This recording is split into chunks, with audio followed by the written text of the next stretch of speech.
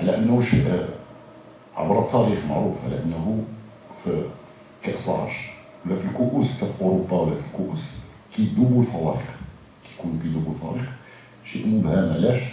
لانه مساله بسيكولوجيك، مساله ديال لي جوور دون كاتيجوري انفيريور بحال الدوزيام ديفيزيون ولا الهواز اللي كنشوفهم كيوصلوا لواحد المراحل اللي هي متقدمه في الكؤوس، لانه كتكون سون توجور انيمي باغ اون موتيفاسيون اللي الا ما خديتيهاش بعين الاعتبار وما عطيتيش لادفيرسير يعني حقه وما يعني يفو ريسبكتي لادفيرسير كيف كيسوا، لانه هذا من جانب. الجانب الثاني هو انه لادفيرسير ما كانش عندي فكره به، ما عندناش فكره من غير المقابله اللي تلعبت ضد الفتح الرياضي. اشتغلت عليها كثير، جي ديكورتيكي لو ماتش ديالهم où j'ai décortiqué bien sûr le potentiel qu'ils possèdent. Ils regorgent de talent, ils ont un potentiel مزيان، والفرقه كي لعبات في ضد الفتح ماشي بالشكل اللي غادي تجي تلعب ضدنا، لان لعبه على الاكستيريور. دونك كان من المفروض اننا شفتيهم انهم باغيين يديونا الاشواط الاضافيه.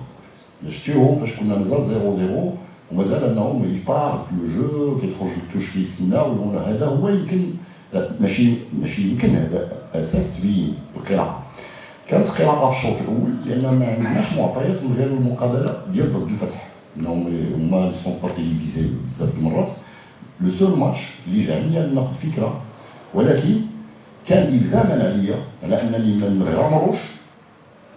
نغامروش اوتخونس باش ما نخلصوش الثمن، ونحاولوا نشوفوا قراءه في الشوط الاول. الشوط الاول اتفقوا كاملين على انه ما كناش تقريبا في المستوى اللي كيبغي كل شيء، ولكن سيتي فولو باش ندير قراءات كما يجب. في الشوط الثاني الا درتي مقارنه غتعرفوا بانه كل شيء ما يخطئوش جوج، على انه فريق الحسن اكادير كان قوي وكان مزيان، وكنا يعني نسجلوا ديفيرون داكسيون اللي سجلنا منهم جوج، كنا نسجلوا اكثر لانه لعبنا بذكاء. كنبغي نشد الحراره على يد اللاعبين لانهم استماتوا وبقاو ذكيين وبقاو يعني يسابليكي، زيتي ابليكي.